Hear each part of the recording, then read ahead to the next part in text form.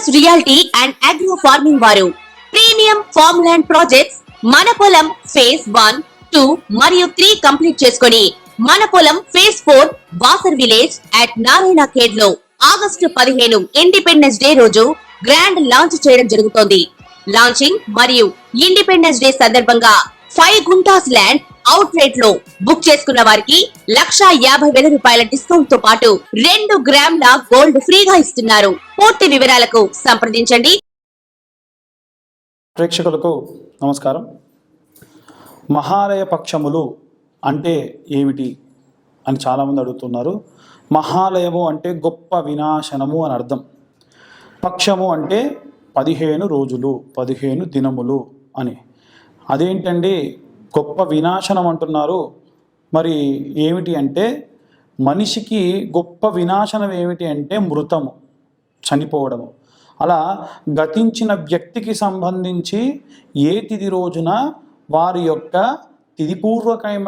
తిథిపూర్వకమైనటువంటి రోజును జరుపుకోవాలి అనేటువంటిదే ఈ ఒక్క మహాలయ పక్షములు.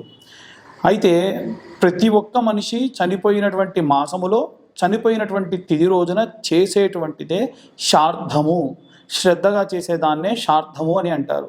అలా తద్దినము అంటే ఆ యొక్క దినమును తద్దినము అని కూడా మన యొక్క పెద్దలు చెబుతూ ఉంటారు. అయితే చనిపోయినటువంటి వ్యక్తి యొక్క చనిపోయినటువంటి రోజు ఏమిటో తెలియదు అనుకోండి, మరి అప్పుడు ఎప్పుడు చేయాలి? చాలామంది ఇప్పుడు భాద్రపద మాసంలో వచ్చేటువంటి ఈ యొక్క బహుళ పక్షంలో వచ్చేటువంటి, ఇక్కడి నుంచి ఇంకొకటి తీసుకోండి, భాద్రపద మాసం దగ్గర నుంచి భాద్రపద మాసంలో వచ్చేటువంటి వినాయక చవితి పూర్తయిన తర్వాతకి వచ్చేటువంటి 15 రోజులని కూడా మహాలయ పక్షములు అని మన పెద్దవాళ్ళు చెబుతూ ఉంటారు.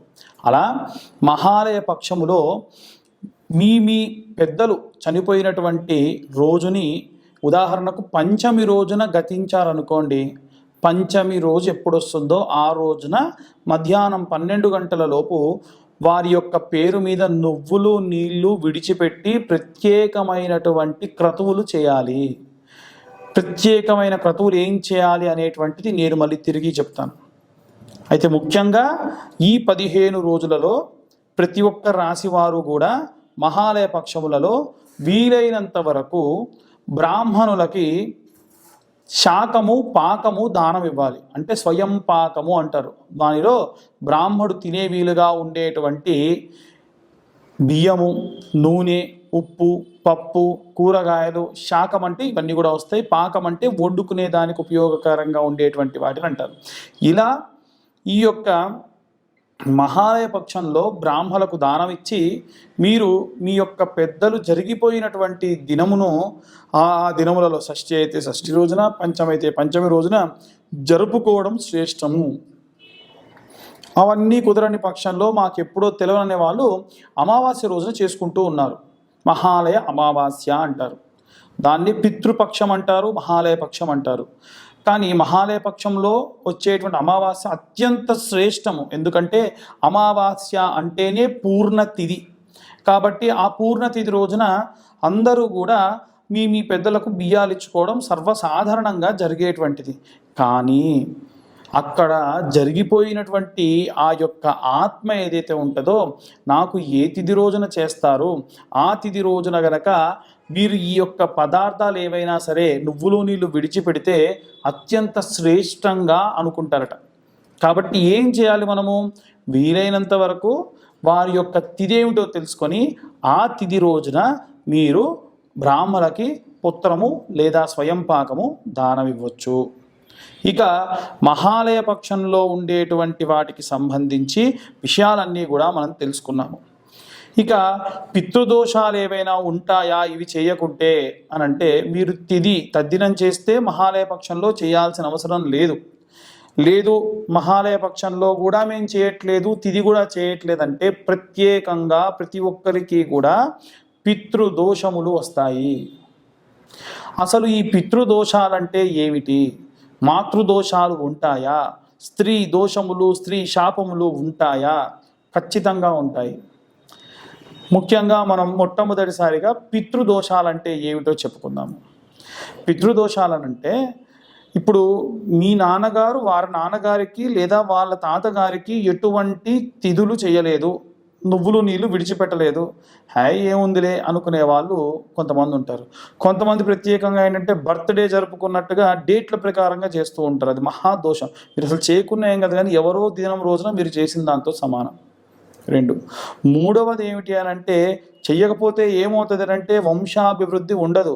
మీకు కొడుకులు పుడతారు కానీ వారికి పిల్లలు పుట్టరు, లేదా పుట్టే వారందరూ కూడా ఆడపిల్లలే పుడతారు. ఏమైందండి, ఆడపిల్లలు మాత్రం పిల్లలు కాదా, వాళ్ళు మా వంశం కాదా అనుకునే వాళ్ళు ఉంటారు. తప్పండి, ఆడపిల్లలు అందరూ కూడా మంచిదే, కానీ వారి యొక్క గోత్రము పేరును ముందుకు తీసుకెళ్లేవాడు మాత్రం ఉండడు అని నా ఉద్దేశం. ఆడపిల్లలు పుట్టాలి, మగపిల్లలు పుట్టాలి. అయితే ఇక్కడ ప్రత్యేకంగా చెప్పేటువంటిది ఏమిటనంటే, మరి మగపిల్లలు పుట్టలేదు, అసలు ఆడపిల్లలు కూడా పుట్టకుండా చాలామంది ఇబ్బంది పడుతూ బాధపడుతూ అసలు పిల్లలే లేకుండా ఇబ్బంది పడుతూ ఉంటారు. పితృదోషాల్లో మొదటి కారణం ఇది. రెండవ కారణం ఏమిటంటే, వంశంలో ఉన్నవారిలో ఒక మనవడో మనవరాలో మంచివారు అనుకుంటామండి. కనీసం వారి తండ్రి చేయట్లేదు, నా మనవడన్నా నా కార్యక్రమాలు చేస్తాడేమో అని ఎదురు చూస్తుందంట ఆ ప్రేతం అక్కడ ఆత్మగా మారి. వారు కూడా చేయకపోతే ప్రత్యేకంగా వారిని గుర్తు చేసే విధంగా యాక్సిడెంట్లు జరగడం కానీ, ఏవైనా దెబ్బలు తగలడం కానీ చేస్తూ ఉంటారు. ఇది మన దగ్గరే కాదండి, టర్కిష్కి సంబంధించినటువంటి ప్రాంతాల్లో కూడా ఆ చనిపోయినటువంటి రోజును వారు ప్రత్యేకంగా జరుపుకుంటారు. వేరే వేరే పాశ్చాత్య దేశాల్లోనే వారిని స్మరిస్తూ ఎంతో కొంత చేస్తారు. మనది సనాతన ధార్మిక ధర్మం అండి. ఇంత సనాతన ధర్మం, వేరేవన్నీ మతములు, మనవి మతం కాదు, మనది ధర్మం. ఖచ్చితంగా పాటించవలసినటువంటి నియమములు ఇవన్నీ కూడా. కాబట్టి పితృదోషాలున్న వాళ్ళు ఇప్పటికైనా మహాలయ పక్షాల్లో నువ్వులు నీళ్ళు విడిచిపెట్టండి, మీ పెద్దలకు తర్పణాలు చెయ్యండి. ఇంకొకటి ఏమిటంటే, నారాయణ బలి పితృదోషాలకు సంబంధించి ప్రత్యేకంగా చేసేటువంటి శాంతి. అవి ఎక్కడ పడితే అక్కడ చెయ్యరు, చేయకూడదు. ఎక్కడ చేస్తారండి, గోకర్ణంలో చేస్తారు, అలాగే నాసిక్లో చేస్తారు, త్రయంబకేశ్వర్లో చేస్తారు, పళని కుక్కి లాంటి ప్రదేశాల్లో కూడా ఈ మధ్య చేస్తున్నారని తెలిసింది. ఎలా చేస్తారంటే, ఒక మనిషి చనిపోతే ఒక ప్రేతాన్ని పాడె కట్టి శ్మశానానికి తీసుకువెళ్ళి ఆ యొక్క శ్మశానంలో కట్టెలపై పేర్చి కాల్చి చుట్టూ తిరిగి ఎలా అయితే మనం ఖననం చేస్తామో అలా ఒక చిన్న పిండి ముద్దను చేసి దానిని చేస్తారు. ఖచ్చితంగా ఇలా చేయించండి.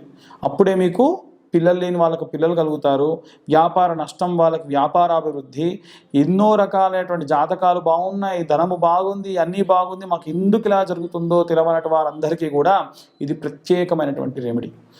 మీకు ఇంకేమైనా సందేహాలు ఉంటే మా యొక్క టీం ద్వారా మమ్మల్ని కాంటాక్ట్ చేయండి. ఎక్కడ చేస్తారు, ఎలా చేస్తారు, ఎంత వీలైతే అంత తక్కువలో ఎలా చేస్తారు అన్నీ కూడా నేను మీకు సూచిస్తాను. ఇవి ప్రత్యేకంగా పితృదోషాలు. మాతృదోషాలు ఉండవండి. ఏ తల్లి పిల్లల్ని శపించదు. ఒక తల్లిని తీసుకెళ్ళి ఓల్డేజ్ హోమ్లో పెట్టినా నా పిల్లవాడు వస్తాడే అని ఎదురు చూస్తుందే కానీ నా కొడుకు రాలేదు అని శపించదు. బాధపడుతుంది, నా జాలి లేదా, అయ్యో ఎందుకు నా కొడుకు ఇలా చేశాడే, నేను నా మనవాళ్ళతో ఆడుకుంటే బాగుండు, నా మనవరాలతో ఆడుకుంటే బాగుండు అని బాధపడుతూ చనిపోతారు చూసారా, వారికి ఖచ్చితంగా స్త్రీ శాపము మాతృశాపంగా తగులుతుంది. కాబట్టి దయచేసి కన్న తల్లిని తండ్రిని తీసుకువెళ్ళి ఎక్కడో మీ చిన్నప్పుడు మిమ్మల్ని హాస్టల్లో పడేసినట్టు వాళ్ళని ఎక్కడో పడేసి రాకండి. వీలైతే మీరు మీ చేతులతో మీ కళ్ళతో వారిని జాగ్రత్తగా చూసుకోండి. రోజు వాళ్ళ పాదాలను స్పృశించండి. దానివల్ల ప్రత్యేకంగా స్త్రీ శాపములు కానీ మాతృశాపములు కానీ ఉండవు. ఇవాళ రేపు చాలామంది చేసేటువంటి స్త్రీ శాపాలు ఎలా వస్తాయంటే, మనకన్నా చిన్న వయస్కురాలు తను మీకు వరుసకు మరదలో కోడలు అవ్వడము, లేదా మీ క్లాస్మేట్ అవ్వడము, మీ కింద పనిచేసే వారిని ఎక్కడ పడితే అక్కడ తాకడము, చనువుగా ఉంది కదా అని చేయడం, వారు మీ ముందు మీకు గౌరవం ఇచ్చి ఏమీ చేయలేక నవ్వుతూ ఉండొచ్చు కాక మనసులో మిమ్మల్ని శపిస్తారు. కాబట్టి ఆడవారిని ఎలా పడితే అలా ఒక ఆట బొమ్మలా అనుకొని ఎలా పడితే అలా మాట్లాడి, తన దుస్తుల గురించి మాట్లాడి, తన యొక్క అవయవాల గురించి మాట్లాడి ఇక్కడ పడితే అక్కడ తాకడము, అసలు వారి పర్మిషన్ లేకుండా వారికి సెకండ్లు కూడా ఇవ్వకూడదు. అలా చేసి ఏ స్త్రీ అయినా సరే మనసులో మిమ్మల్ని శపిస్తుందో దూషిస్తుందో పొరపాటు అయిందమ్మా క్షమించు అన్న కనీసం ఒక మాట కూడా చెప్పకుండా ఏమవుతుందిలే ఈ యొక్క తుచ్చ స్త్రీ అని ఎవరైతే భావిస్తారో వారికి ఖచ్చితంగా స్త్రీ శాపం లభిస్తుంది. ఏం చేయాలండి? అలా పొరపాటున తెలవక మేము ఏమైనా చేశాము, క్షమించమని చెప్పలేదు అంటే ఏం చేయాలి అని అంటే, ఈ యొక్క మహాలయ పక్షాల తర్వాతకు వచ్చేటువంటి అమ్మవారి నవరాత్రులు ఉంటాయి కదా, 9 సంవత్సరాల పాటు మగవారందరూ కూడా ఈ 9 రోజులు కాళ్ళకు చెప్పులు లేకుండా అమ్మవారి దీక్షను పూని అమ్మవారి కండువా మెడలో వేసుకొని ఒకటే పూట భోజనం చేసి 2 పూటలు అమ్మవారికి నివేదన చేసిన పదార్థము తిని నేలపై పడుకోండి. ఇలా చేస్తే మీరు పొరపాటున తెలవక చేసిన దోషములు అమ్మవారు తీసేస్తారు. ఇవి ప్రత్యేకంగా స్త్రీ శాపములుగా మనం అవివర్ణిస్తూ ఉండొచ్చు. ఇంకా ఉన్నాయి, నేను మీకు కొద్దిపాటి మాత్రమే చెప్పాను, దానికి రెమెడీ మాత్రమే చెప్పాను.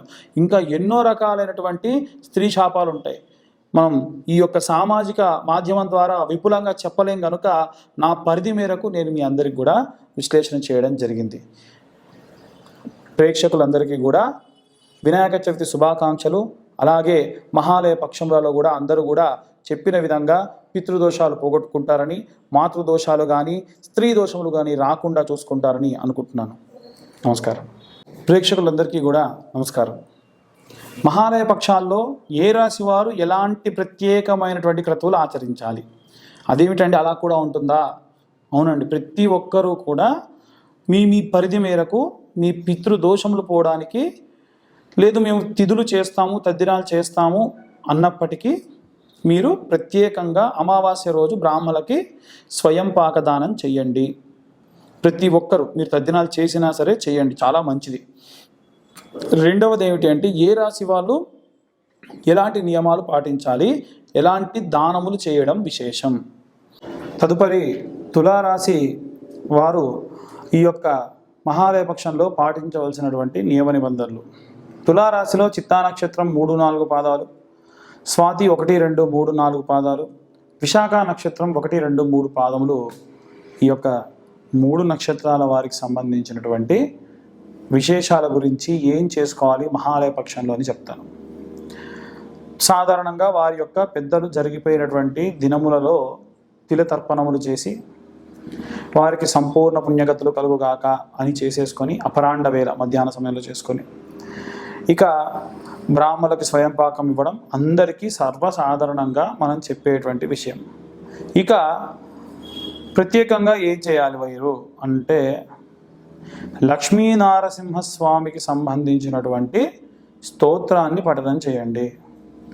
మీ ఇంటి దగ్గరలో లక్ష్మీనరసింహస్వామి దేవాలయం ఉంటే అక్కడికి వెళ్ళి మీరు దర్శనం చేసుకోండి. చైతన్యపురి, దిల్సుఖ్ నగర్ ప్రాంతాల్లో ఉన్నవారైతే మనకి కొసగొండ లక్ష్మీనరసింహస్వామి అని చెప్పేసి దేవాలయం ఉందండి కొండపైన. స్వామివారు స్వయంభు మనకు యాదాద్రిలో ఎలా అయితే వెలిసారో అలా వెలిసిపోయి ఉంటారు అన్నమాట. కాబట్టి వెళ్ళి స్వామివారి దర్శనం చేసుకోండి. ఏ వార దర్శనం చేసుకోవాలి?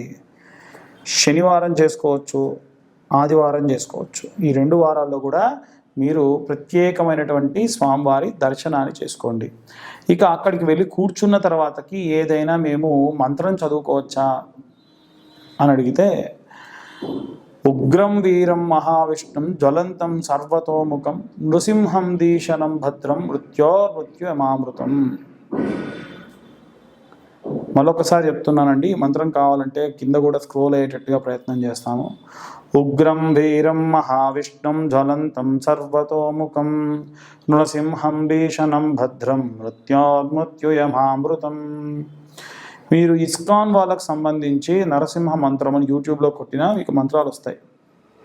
ఓం నమో భగవతే నరసింహాయ నమస్తేజస్తేజసే ఆవిరావిర్భవాన్ వజ్రణక వజ్రదంష్ట కర్మాశయాన్ గ్రంథయ గ్రంథయ ఓం గ్రస గ్రస ఓం స్వాహ అభయమభయమాత్మనే భూయిష్ట వజ్రణక వజ్రదంష్ట కర్మాశయాన్ గ్రంథయ గ్రంథయ ఓం గ్రస గ్రస ఓం.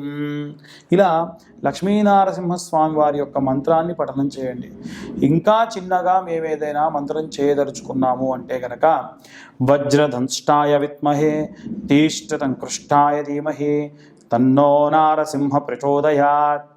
మళ్ళీ ఒకసారి చెప్తున్నాను, వజ్రధంష్టాయ విద్మహే తీష్టతం కృష్ణాయ ధీమహి తన్నో నారసింహ ప్రచోదయాత్ అన్న మంత్రాన్ని మీరు పఠనం చేయండి. ఇది సర్వశక్తివంతమైనటువంటి మంత్రములు ఈ మూడు కూడా. ఈ తులారాశి వారు ఎందుకు అలా చెప్పాము అనంటే, తులారాశిలోనే లక్ష్మీనారసింహస్వామి వారు జన్మించినటువంటి స్వాతి నక్షత్రం ఉంది. ఈ స్వాతి నక్షత్రం వారు విశేషంగా ఖచ్చితంగా ఈ యొక్క 3 మంత్ర పఠనాలు చేయండి. మిగిలిన వాళ్ళు ఏదన్నా ఒక్క మంత్రం చదివినా చాలు. ఇకపోతే మేము ఇంకా ప్రత్యేకంగా ఏవైనా సరే క్రతువులు చేయాలి అని అంటే, ఏ దేవాలయానికి వెళ్లకుండా నేను చెప్పినటువంటి శనివారం కానీ ఆదివారం కానీ మీకు దగ్గరలో ఎక్కడ నరసింహస్వామి గుడి లేకుంటే, ఒకవేళ మీరు బిఎన్ రెడ్డి వనస్థలిపురంలో ఉంటే కనుక గాయత్రి కృష్ణదేవరాయ నగర్లో లక్ష్మీ నరసింహస్వామి దేవాలయం ఉంది, అక్కడికి వెళ్ళి కూడా మీరు స్వామివారిని దర్శించుకొని ఈ మంత్ర పఠనం చేయొచ్చు. నాకు తెలిసినవండి, మీరు గూగుల్లో కొడితే మీకు ఇంకా ఎన్నో దేవాలయాలు వస్తాయి. అక్కడికి వెళ్ళి దర్శనం చేసుకోండి, ప్రశాంతంగా కూర్చొని ఈ మంత్ర పఠనం చేయండి. లేకపోతే ఇంట్లోనే ఆవు నెయ్యి దీపం వెలిగించి ఆ దీపాన్ని చూసుకుంటూ మీరు మంత్ర పఠనం చేయండి. ఎందుకు అనంటే, ప్రత్యేకంగా ఈ యొక్క స్వాతి నక్షత్ర జాతకులు కానీ తులారాశి వారు కానీ ఈ యొక్క దీపాన్ని, ఆవు నెయ్యి దీపాన్ని చూడడం వల్ల కంటికి సంబంధించినటువంటి దోషములు ఏమైనా ఉంటే, కంటికి సంబంధించిన వ్యాధులు ఏమైనా ఉంటే కూడా పోయి మంచి ప్రతిఫలం దక్కుతుందట. అలా ఈ యొక్క తులారాశి వారు ఈ మహాలయ పక్షంలో చేయవలసినటువంటి నియమ నిబంధనల గురించి మనం చెప్పుకోవడం జరిగింది. స్వస్తి. జై శ్రీరామ్.